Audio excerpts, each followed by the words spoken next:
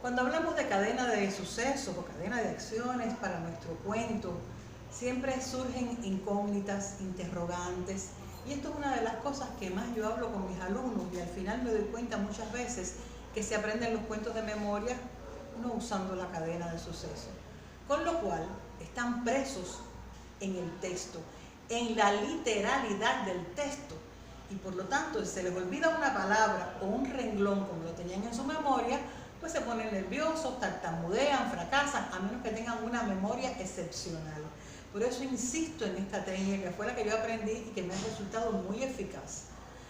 La cadena de sucesos está formada por esos momentos, hechos, que no pueden faltar, porque si no la historia no se entendería bien. No son los adornos, no son las descripciones, no son los diálogos, son esos momentos en que la historia tiene una acción verbal que la hace avanzar.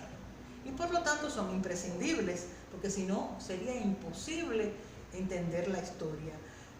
Cuando yo tengo ese cuento en las manos, yo empiezo a darme cuenta y empiezo a reducir todo lo que el autor escribió de una manera literaria para hablar, y lo empiezo a poner en ese sistema reducido y directo que son los sucesos y que es característico de la oralidad. Empiezo a construir ese esqueleto del cuento tan importante. Y esto, por ejemplo, les digo, recientemente yo lo veo en compañeros con los que trabajo todos los días.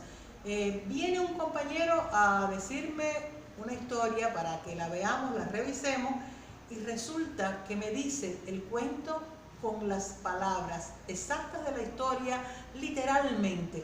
Son hermosas, pero es un riesgo.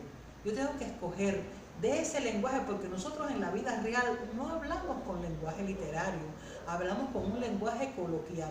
Y cuando yo le hablo a las personas, le cuento un cuento con un lenguaje literario, tan pulido, tan lleno de imágenes y de metáforas, no es real. Por lo tanto no es creíble y creo un distanciamiento con el público. No logro conectar con ellos porque no estoy hablando como hablo normalmente. Por eso siempre apelo a la cadena de sucesos y a un lenguaje más directo, más coloquial, más como yo hablo en la vida cotidiana, por supuesto, evitando las frases vulgares, chabacanas, chocantes, ¿no? Hay que hacer una selección, pero una selección lógica, coherente, que tiene que ver justamente con la oralidad.